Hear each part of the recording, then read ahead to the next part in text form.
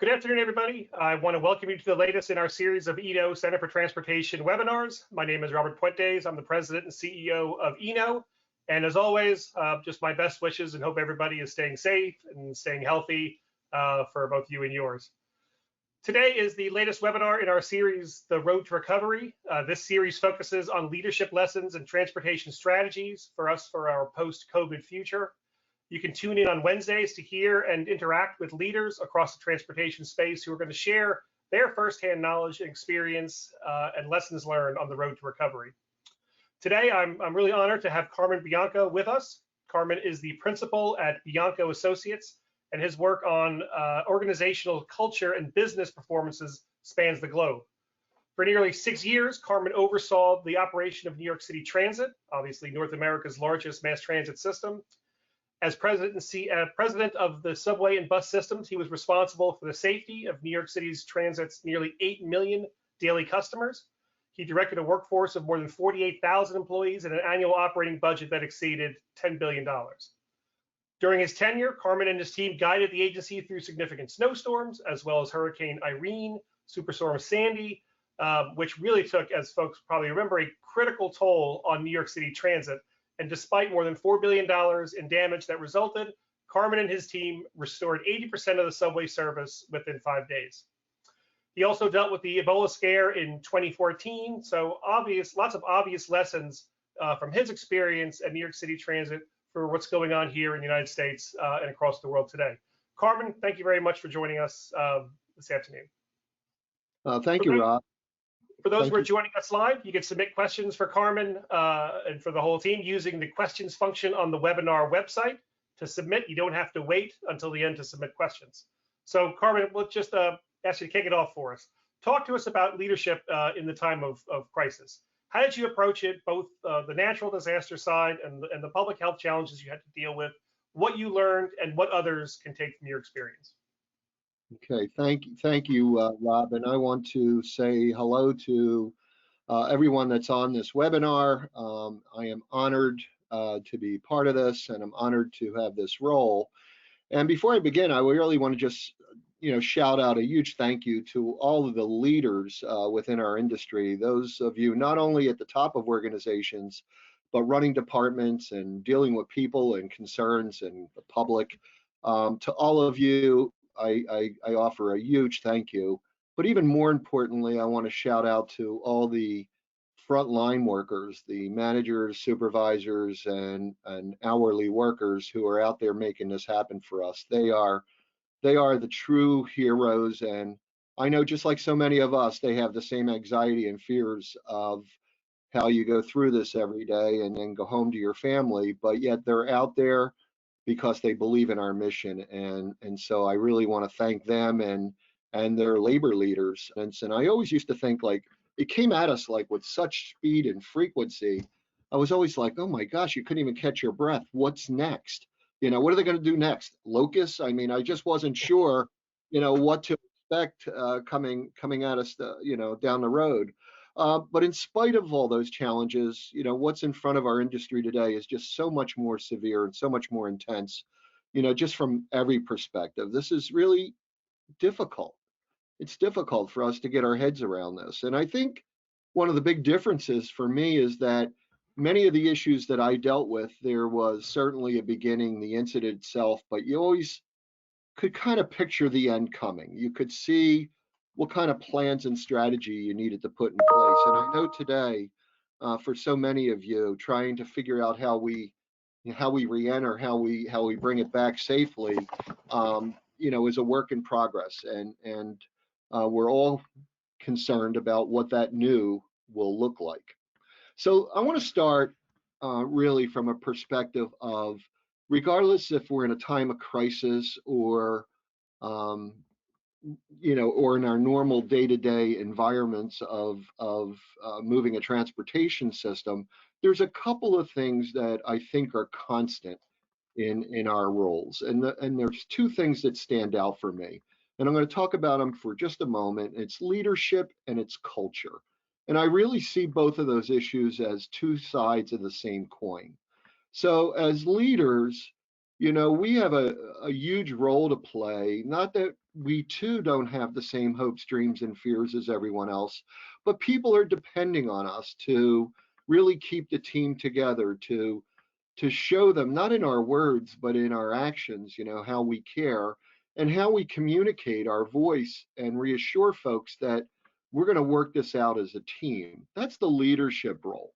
And what makes that happen and what makes people follow us is that we do that by standing on firm ground.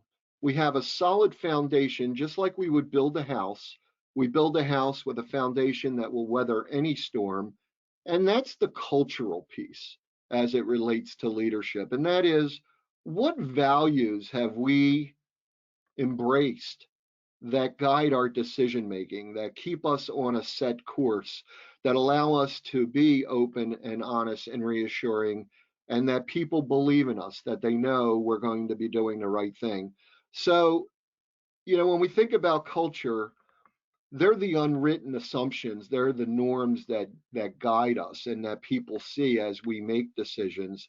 And so it's really important, whether we're in the middle of this crisis or as we come out of this crisis, to really make sure that we've got the culture in place and the right values in place that really drive our decision making around people, whether they're our customers, our communities that we serve, our labor colleagues, or our other stakeholders. It's those values that guide our decisions. And I'm going to use an example that I always use as sort of my North Star. And that is, as I look at operations and I look at, in this situation, how we recover, how we reenter, I want to make sure that every aspect of the operation, as we begin to open it up, I want to picture my family being on that train or on that bus.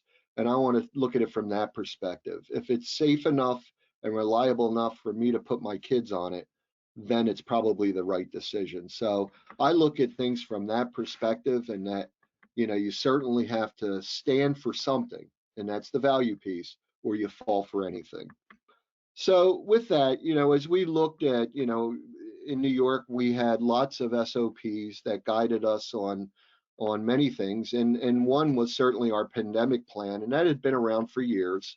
And of course, we dust it off periodically, and we make sure that it's fine-tuned for today or for new things that we begin to take on. So every time we have an event like the Ebola event in 2014, we learned a lot. The city had a lot of fears. People were concerned. We weren't sure if, with and when we were ready for our first case. And sure enough, it happened. And sure enough, the individual that was sick happened to take the subway many different times in the course of one day. And of course, it came back to us to sort of reassure people that, one, we were cleaning to a standard. And it's hard to think about, I give the New York City Transit folks a lot of credit today, because that fleet, there's 6,500 rail cars in that fleet. There's 5,500 buses in that fleet. And think about the monumental task of trying to keep it clean every day.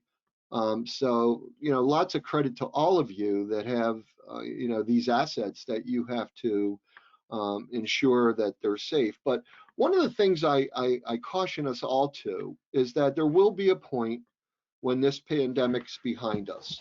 There will be a point when we move on to whatever the new norm is. And it's really incumbent upon all of us as leaders to try to figure out, how do we keep these plans front and center? I could tell you from experience that with the hurricanes, and there would always be a good half dozen of them that would come directly towards New York, and many of them would veer off to the right and wind up out in the ocean. But, we would implement through the city, along with the city and along with state government, we'd implement our plans for those events. And that usually required people in coastal areas to move into higher ground and utilize shelters. Well, when you have 4 or 5 of those events that are like near misses and they glance off at the very last moment, people get to the point where it's like, that's just not important. We're not going to do that. And sure enough, when Hurricane Sandy hit, or what became Superstorm Sandy, there were a lot of assets lost and a lot of human life that was needlessly lost as a result, because people didn't heed the warning. And I think that's true with pandemic planning. There will be a time when this is behind us and a memory, and we're going to get caught up in the fires of the day. And this will not be, and we as leaders have to figure out, well, how do we keep this front and center going forward? So as I look at where we are today, I know from just talking to so many transit folks across America that folks are exhausted. I mean, they're just physically and emotionally exhausted. They're looking at workarounds every day. They're just trying to sort through how do we keep our system running? How do we keep our folks healthy? How do we keep our families healthy at the same time? So it's not just about being on the job, but this is a 24-hour-a-day job for so many of you, and I know you're exhausted. After 2+ months of doing this, there's no other way about it. I also know that we're working on a lot of short-term strategies. A lot of what folks are dealing with are the day-to-day issues, or maybe even the look ahead that only goes out a month or two, or whatever. So it's hard to really think about, what is it going to look like 6 or 8 months from now, especially when you sort of dump in or add on the economic issues, that are so unclear and undetermined. What will our level of service be? What are our service priorities going to be? What are our workforce needs going to look like in 6 months? And all of that is undetermined, and it's pretty hard to plan when you don't know what you're planning for. And then, how do we re-enter back into service? And I guess this will be in place until we have a vaccine, but how do we maintain and deliver on these services and still keep our, physical distancing sort of guidance front and center? And so there's a lot of things that we don't have answers for at this point, but certainly there are issues that all of you are grappling with. So as we think about what the new normal is, in my mind, just my opinion, it's not going to be like the past. So the things that we were doing back in March or January and February and last year, this was such a fast-moving industry. I mean, we were dealing with ridership issues, and there are certain cities in the country that ridership was growing, other cities trying to sort out how are we going to live in the same space with Uber and Lyft and all these other rideshare programs.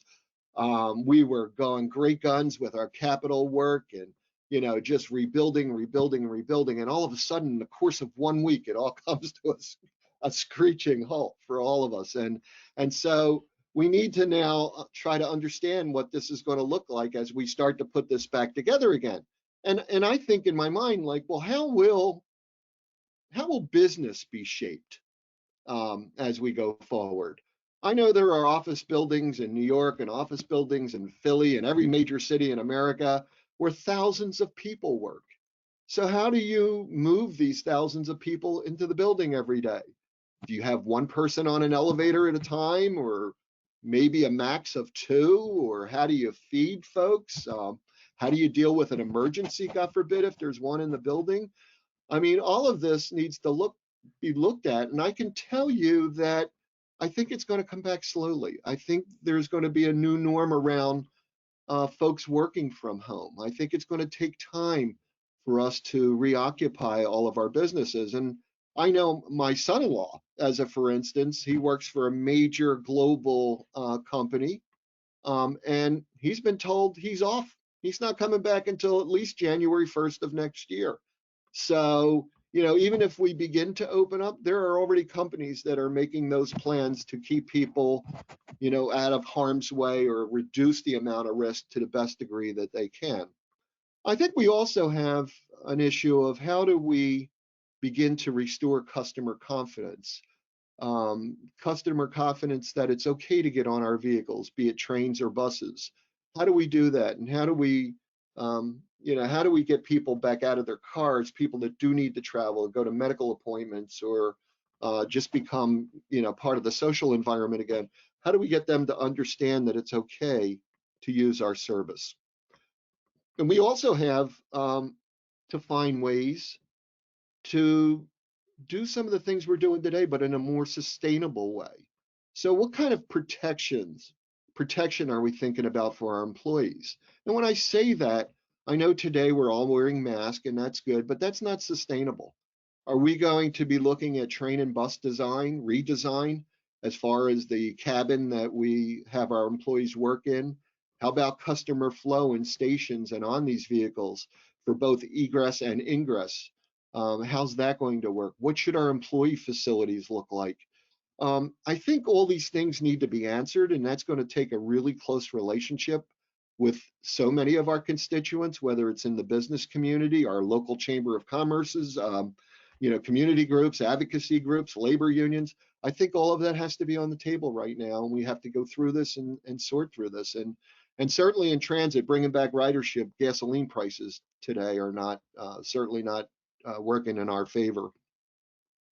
So, what do we, if I were to give guidance on what I think we need to have top of mind for sort of the reentry process, and I think we can't think about going back to February and January and that's the new normal that we have to get to really quickly. I think we have to be open-minded. I think we have to be open to new ways, open to change, and just try to figure out how we ramp that up, given the case of ridership and the economy, how we're going to do that. I also think that while we have physical distancing issues that we have to maintain, we want to break down those barriers on the social distancing.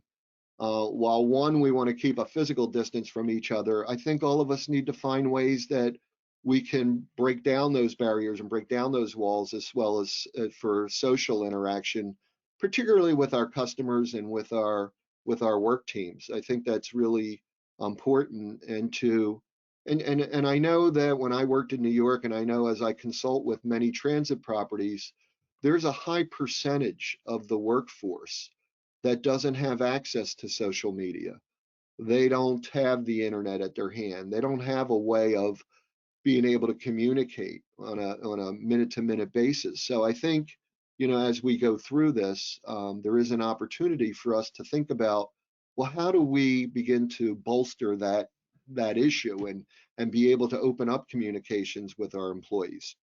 One of the other things that I want to mention, because it was really important to us when I was up in New York, and that is this is kind of weird, but in 1934, the subway system actually flooded. And it looked like it was going to be the same situation that we were going to encounter with Sandy coming our way. And so we went to the New York City Transit Museum to see if they had anything in the archives about that storm. And the only thing that we could find was some New York Times articles and they had an amazing storm, the same situation with that brackish water infiltrating all the tunnels. And so we tried to do something very, very different.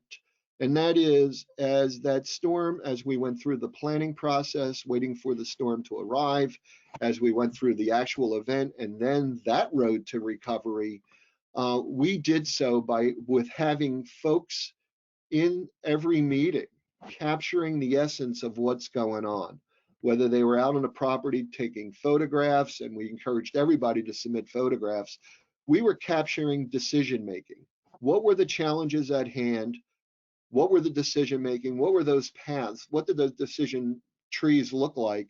And how did we think about opening service? So figure if you had 14 under river tunnels that allowed all 5 boroughs of, allowed the 4 boroughs of New York that were connected to the subway system, 14 under river crossings, 9 of them were just full of water, completely full. And there was no way to even pump them because the discharge lines were underwater out in the river. So we had nowhere to even pump that water to. So we really need to capture, what would be the best decision for us to make to start opening up from borough to borough? How could, where could we get the best bang for the buck? What was most important to us? How could we begin to service hospitals and certain other facilities that people needed, and to capture those decisions so that they will be there for the next team that encounters us, hopefully never to be used, But if they do, there is certainly some background there for folks to look at. I also think that all of us need to be thinking about, as we begin restoring service or reentering, um, perfect opportunity, as I started this discussion, perfect opportunity for us to really evaluate whether or not this has sort of shown some holes, some of the decision making we see, some of the interactions between our teams.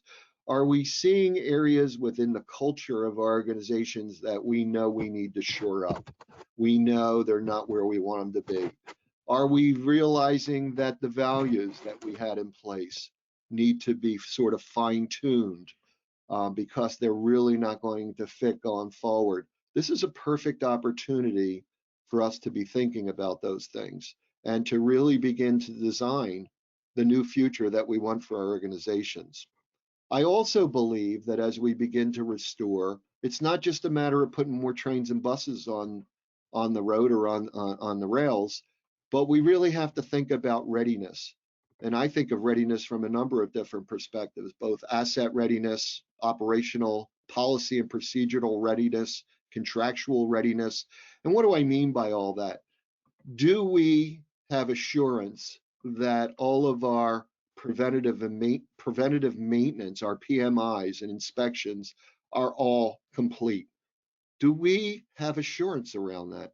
Do we have assurance around our operational readiness, that being sort of in this mode for the last 2.5 months, do we have all of our employees that have current medicals? Do all of our employees have current operational certificates that haven't run out? Are the training that the recurrent training that they need? Have we been able to do that? Or how do we plan to open up without that?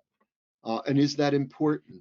Do we need to have new sort of operational plans with our labor leaders? This is the time.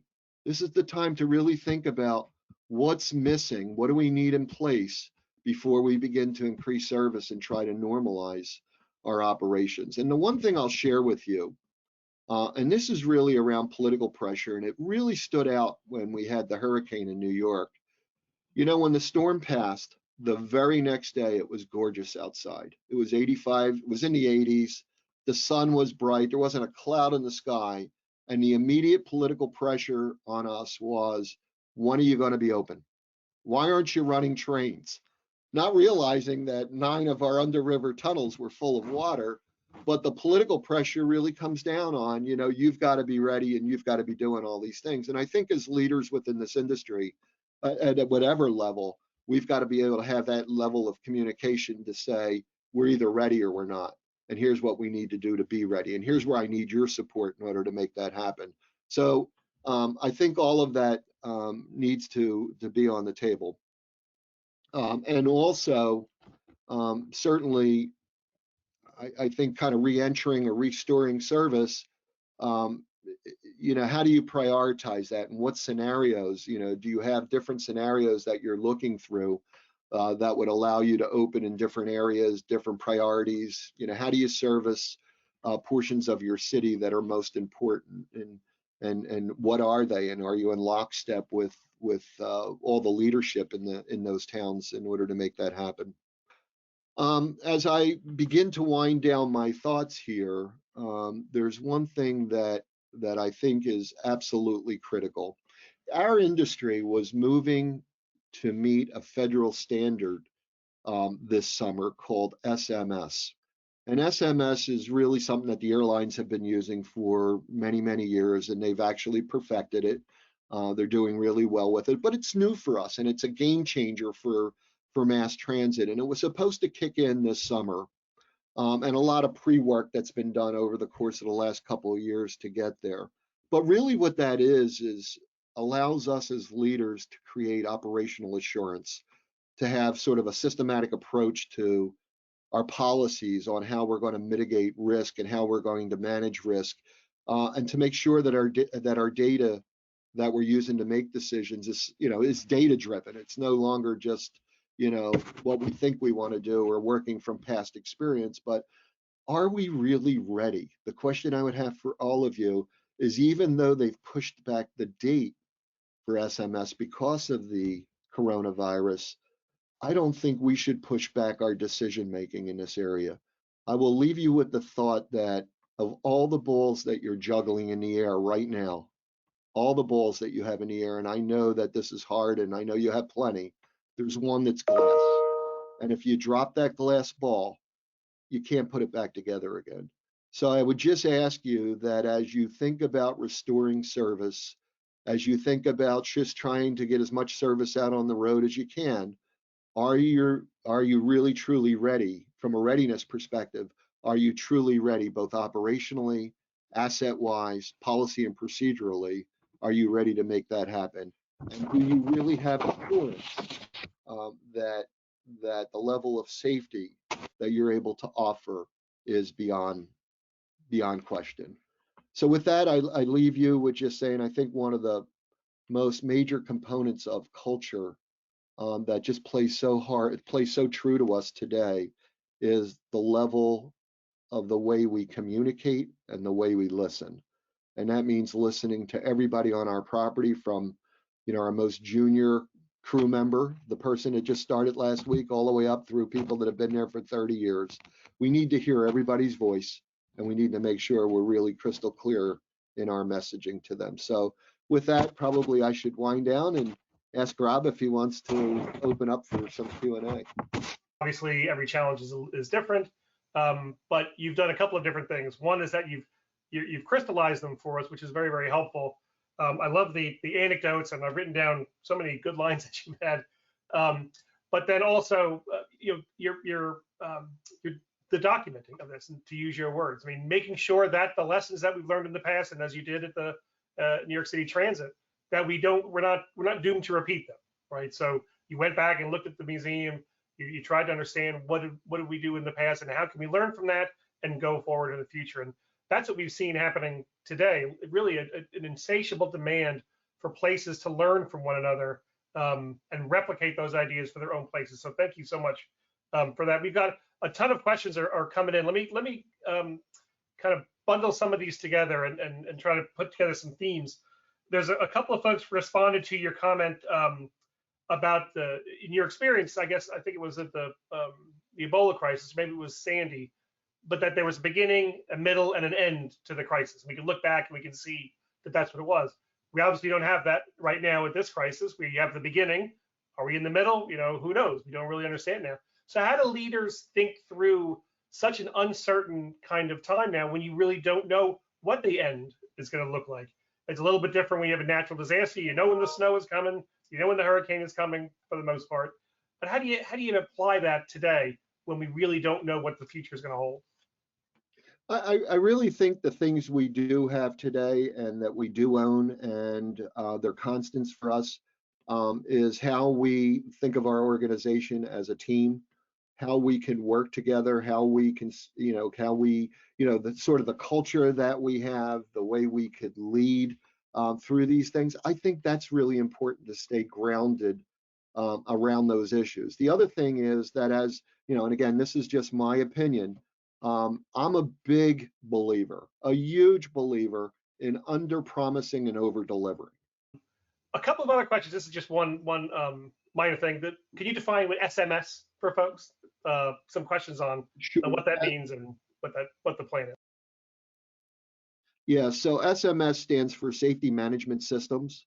And again, as I mentioned, it's been around the airline industry for many years, and it's taken an awful lot to really perfect it on their level.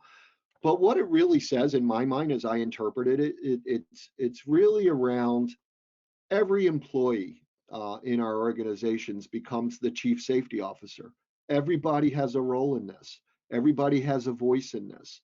And that we begin to really open up those levels of communication so that we hear everyone's voice, so that we're making good decisions that are based on data. It's really getting to a much more predictive model around the hazards that we have and how we plan to mitigate them. And it's not something just for safety folks to do, but you need everybody's head in that game.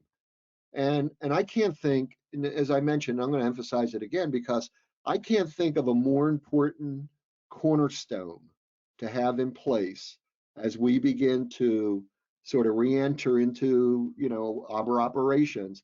I can't think of a better cornerstone to have in place, but to really be anchored around what are those things around SMS that we have to be crystal clear are in place before we bite off more than we can chew. You don't want to find out, the worst thing that we can get into in our industry is to have an incident on top of all the things that we're dealing with now. Mhm. It's just not where we need to be. But yet we're so distracted and we're being pulled in a million different directions. It would be easy to do. I can certainly understand it. So ground yourself around something that can really anchor our organizations. That's great. And I think it is closely related to what you're talking about with the culture of the organization. Here in the Washington metropolitan area, there was issues with our transit agency and this culture of safety, or the lack of a culture of safety, for many years. And when Paul Wiedefeld, the new general manager, came in, he tackled that front and center. And now he's in the very unbelievable position of begging people not to ride the system, right, during this time, which is completely opposite what you expect a general manager for transit to do. But because he was focused on safety, I don't think he had some of that political pressure that you talked about for folks to make sure that they were up, running full services and things. And there's still lots of folks who clearly need transit service, particularly bus. But on the rail side, I think it's getting a little bit of a pass because it was focused on safety of the organization, even though it's actually increasing cost. That was built into the culture, as you were talking about. Yeah, I had, Paul's sort of a role model for me in a lot of ways. I had I was blessed to be able to spend some time at WMATA at the end of 2015, the beginning of 2016, when they were really experiencing a lot of difficulty. They just didn't have the assurance that they could run a train without an electrical issue, or they didn't have the assurance that trains weren't going to break down all day and thousands of people left stranded on platforms. And Paul brought in a whole different leadership philosophy around the culture that they were going to embrace. And I mean, for those on this call that remember, he actually was bold enough one day to say, I'm going to shut the system down and we're going to check it from end to end and make sure that it's safe. And I'll tell you what, that's bold leadership. And he's held true to that for all the years that he's been there. And when I think about that organization today, they're not in the paper every day being blasted for safety issues. They're in the paper because they have governance issues and all the good issues that you want a general manager to have to be out there dealing with. So I give the folks down there a huge amount of credit for what they've been able to accomplish. And it wasn't just Paul. He had a whole team behind him that made it happen. Indeed, indeed. And I've done a terrible job moderating. I've been listening to you and not paying attention to the clock. I know we've gone a little bit over. Let me ask just two more questions, if you don't mind. And this is related to some of the questions that have come in from the audience. I love the point about what you say about documenting what's going on now. We have to document things not just for ourselves, but for folks in the future. What kind of data would you be collecting now? What would you be documenting if you were running one of these systems today for folks at your agency and then folks in the future, posterity? Yeah, so I think some of the things that that I'd be looking at is, as we continue down this path and we're running modified service, how are we looking after our physical assets? Where are we on that dashboard, if you will, of, are we able to accomplish our goals each and every day in terms of doing the inspections, in terms of doing all the preventative maintenance? How do you deal with all the training and medical issues that employees have to go through right now in order to be in current status, in order to be out there operating trains and buses? And I would be like laser focused on all of those issues to really want to understand, are we okay, right? And if not, what are we doing? What's the plan of action over the next week or two that gets us to a place where we have that assurance, right? So that's just one example of, looking at collecting the data and looking at data around all the things that we're doing. So as we run our trains, do we have areas on the railroad that we want to make sure we clear up. We do something before we start putting a lot of service out there. I mean, there's all kinds of issues you can get into, and I think we keep it manageable, but we really need to be thinking through as a team, a total team, because it's not just the GM and it's not just the executives. It's a total team effort to make sure that as we begin to ramp this up, we're ready. And that actually gets a perfect segue to my last question. When you talk about the whole team, you start out with your praise of the frontline workers and recognizing the job that they're doing now. So, what lessons do we have from your time at New York City Transit, especially during the crisis? How you were working with labor, particularly organized labor? That's obviously, you know, these folks are still out there today, running these trains, running the buses, running the system. Is there a different relationship you need to have with labor at this time? How do you communicate with them? What are the lessons for folks to take away from that? Yeah, I give a lot of credit. The learning curve for me when I was in New York was pretty steep, and we had a chairman that was, really, he's an icon when it comes to our industry, and it was great to work side by side with him and just watch how we deal with these issues. But my feelings around dealing with these, with labor leaders is, they have goals too, and they have huge issues and challenges on their desk, right? And it's not just about us, but it's about them. And so we've got to have a relationship that takes that all into consideration, right? It's not one way or the other. I mean, it's a matter of both understanding where we are and having the level of trust, and the level of being able to say what you need to say without building walls. And I think that's really very clear. The other thing I want to mention, because I think it was, sort of a North Star thing for me, is that all of our actions as managers and leaders is really to make our first line employees successful. I mean, we really don't have any other role, right? They're the individuals that touch the customers. They're the individuals that get us a good social media response or get us a bad one, right? So we should be doing everything possible to make sure that their world is the best it possibly can be. We need to make sure that they're successful, because if they're successful, and that's the way I always thought about it, if we can make that group of people feel engaged, feel like they're part of this, feel like they really own the system, right? It's theirs, right? Be happy about it. Love your job. If we can get all those things in place, we shine as leaders. I mean, that's, our job just became easier, and our role with labor also has become easier.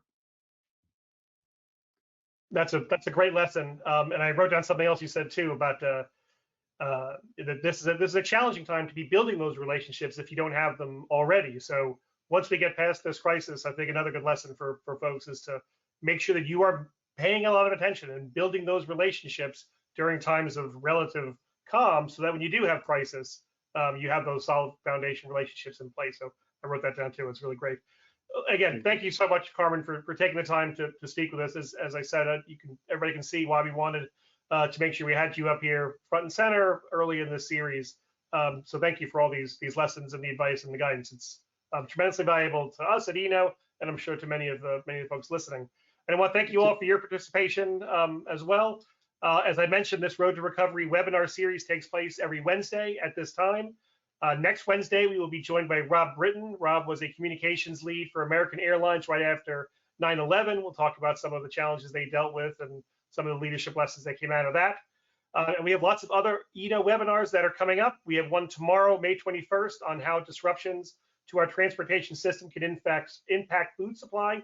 And then on May 21st, also tomorrow, look for a new report from Eno on congestion pricing, and the webinar on that is going to follow next week. All information on all these webinars and our reports can be found on our website, www.enotrans.org.